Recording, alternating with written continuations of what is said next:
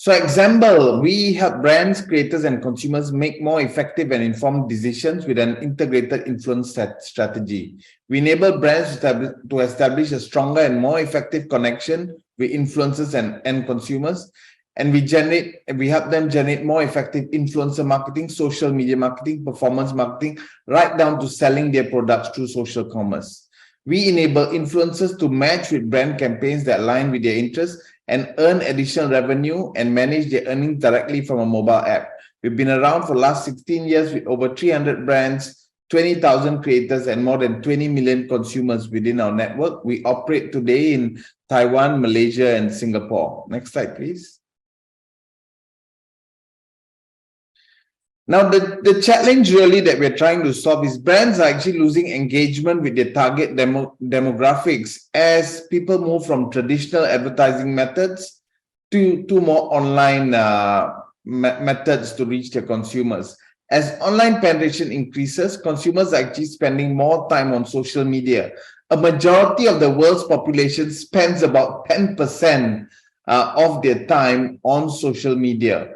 However, the cost of advertising directly on this medium, whether it's Google, YouTube, TikTok, have almost doubled in the last year or so. This has made the value proposition of an alternative means to reach to consumers on social media through influencers actually more appealing and actually accelerated the growth of the influencer marketing industry. However, using influencers can be complex. Brands often don't have control over what content influencers will produce, and the ability to track sales generated from these campaigns is really difficult. Now, our solution is really bridge the gap between brands, influencers, and consumers using our data and technology solutions. Next slide, please. Now, the size of the global influencer marketing market is actually worth 24 billion, will be worth 24 billion by 2025, growing at a compounded annual growth rate of 32%. APAC is set to lead in that growth. Our target market, Southeast Asia, actually enjoys the highest rate of internet adaptation and mobile data usage.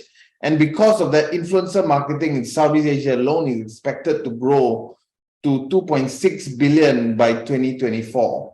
So it's really big market in a very young target demographic that is actually adopting internet penetration and mobile data. And this is our core market. Next slide, please. Now we're actually targeting micro and nano influencers. Why micro and nano influencers, you may ask? Now we're not really targeting the Kim Kardashians of the world. So if you look at the chart on the screen, you'll see that the Kim Kardashians of the world, the top celebrities, is that gray chart, which is actually a minority. A majority of influencer follower volume is actually through micro and nano influencers, those that have 1,000 to 100,000 followers. And actually 70% of follower volume comes from these smaller micro or nano influencers. And people can relate to these influencers more because it could be their friend down the street. And it makes the messaging through these influencers or the articulation of these influencers more personal and authentic. And this is the target market that our technology actually helps brands reach out to. Next slide, please.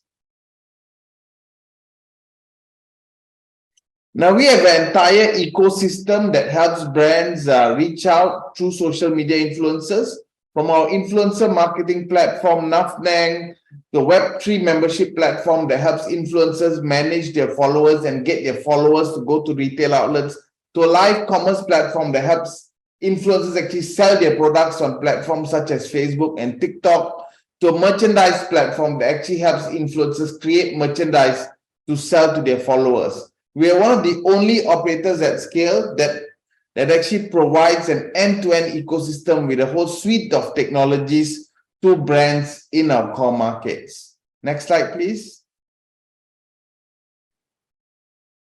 Now, Xamble Creators is a new platform that we rolled out in the last couple of months. It's actually a mobile app that influencers can download, helps them connect with fellow creators, because we realize that influencers are actually quite a lonely bunch. They actually want to communicate more with other people, especially people of the same type. So we help them communicate with other influencers. We help them collaborate with brands. We link brands to influencers through this app. We help them create their portfolio and create content through this app powered by generative AI. We actually are linked to ChatGPT, so an influencer doesn't really have to create the post. They can just key in their voice, and the post is automatically generated through generative AI. And then they can also see earnings on the app. Essentially, what this is, what Uber is to drivers, Xamble creators is to social media influencers. Next slide, please. Now, Xamble Social Wallet is really the wallet for the followers of the influencers, essentially the consumers, and enables the influencers to build a strong and direct relationship between brands and consumers, leveraging on the blockchain. With this, it actually helps them create measurable online and offline influencer marketing campaigns with attribution. Now, how does this work, may you ask? Well, an influencer essentially will basically issue this membership through this app to their followers, and then followers can actually get discounts or earn points when they actually go to brands supported by the influencers. And when the brands actually redeem, or when the influencer or influencers followers basically redeem the points, then the brand basically knows how much sales the influencer has generated for the brand. And this platform basically creates more effective collaboration and promotions between brands and influencers backed by data. Next slide. So essentially, this is how our ecosystem works. So brands provide rewards to influencers that then distribute those rewards to end consumers. Consumers can then earn and use those rewards. Influencers earn income from that, and brands can actually see then how effective and how much sales the influencers actually have generated for themselves. Next slide. We have a diverse set of blue chip clients, being industry for over 16 years. We have worked with hundreds of brands from the likes of Unilever, P&G, L'Oreal, Netflix, all users for their influencer marketing campaigns. 78% of our clients actually are returning clients from the previous year. Next slide, please. Now, our growth strategy as we roll out our platforms is basically to accelerate our expansion from our current core FMCG segment. So if you saw the brands that we currently work with, they're mainly in the core FMCG segment. And through our new technology, we intend to then leverage on that to actually scale to more industries and countries. We're looking at telcos, we're looking at banking, whether digital banking is something else, we're looking something new that we're looking at as well, and also to more countries. We believe there's a potential to really roll out this technology across Southeast Asia and also Australia. Xamble Social Wallet, our consumer app, basically enables us to sign up new core clients by providing capability of tracking brand loyalty and influencer engagement.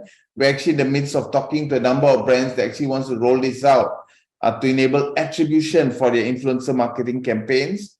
Xamble Live, basically, we expect to continue to grow. Live basically is our platform that influencers can use to sell products to their followers on places like TikTok. And we expect this platform to grow with the growth of TikTok Shop in the region. We see a lot of cross-selling and customer expansion through our unique technology. You've seen our brands in the previous slide. We expect to roll out our new technology platforms to these brands in the next couple of quarters. And we're also looking at potential M&As in Southeast Asia and Australia to actually drive the growth in our influencer marketing business. Next slide, please. Now, our investment highlights, basically, we have a first mover advantage and barrier of entry, which is secured through our large social media influencer community in Asia. We've been building this community over the last 16 years, and we're now solidifying that community through the Xamble Creator app to really create the Uber of influencer marketing in this fast-growing region. We're trusted by leading agencies and over 300 brands. All the big brands that you saw already working with us. Our new generative AI and blockchain technology actually will provide a unique value proposition to both influencers and brands, helping them generate attribution, which is what they want. And our key competitive advantage is really through the new technology platform and depth of our influencer network that we built, that we believe will be able to drive incremental value through both acquiring brands, getting more brands through new industries and new countries that we roll out to, and also through M&A. And we have established track record of generating traction and revenue. Our current revenue is about $11.5 million last year. Led by myself. I'm a visionary entrepreneur who's been a tech entrepreneur for the last 20 odd years. I've listed the company on the NASDAQ and built the company from zero to growth, right down to a mature company that I've exited, supported by an experienced management team as well. Thank you. Ganesh, thank you. Great presentation. I have some questions for you, so let's kick those off. Sure. Can you give us a sense of how large the influencer market is, the total addressable market? Any ideas on that? So I think I had a slide that covered that. So globally, it's a $25 billion market. In our core markets, which is Southeast Asia, is a $2.6 billion market. Okay, right? And that's great. And a large focus. Sorry, go on. No, I say we're one of the leading players in that market, and we expect with the new technology we'll be able to grow significantly and really conquer that market. Got you. Another question here. A large focus of your business is in Southeast Asia. Why Southeast Asia specifically? Is it due to the potential growth in this region? Can you provide us, versus others, a bit more detail there? Yeah, so a number of reasons, right? One is the internet population is really growing in this market. It's a young demographic, and the internet population is really growing in this market, and they're just starting to get into things like buying on e-commerce, right? So this just starting to monetize, and brands are really seeing here that this is a new industry, a new market that they can penetrate. So the fast, because of all these key demographics, it's young, it's fast growing. That's why Southeast Asia is the market, and the demographic is also able to adapt to new technologies and a bit faster. And so that's why Southeast Asia is kind of the core market that we're looking at. But the next phase, we are looking at new markets, including Australia as well. Good to hear. Look, you touched on this earlier with one of your slides. How many clients do you currently service, and what percentage of revenue would your largest client represent?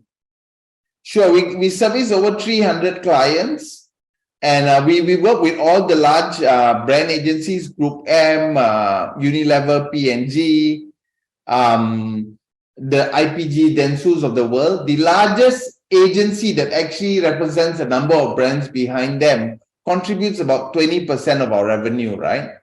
So that's basically the mindshare group, but they actually are supported by a number of other brands. So the actual brands is actually smaller than that 20%. Okay, so a couple more questions here. This one comes up quite regularly. How does the balance sheet look currently? Are you sufficiently funded to deliver on your upcoming strategies? Sure, yes, we have about $3 to $4 million in capital today.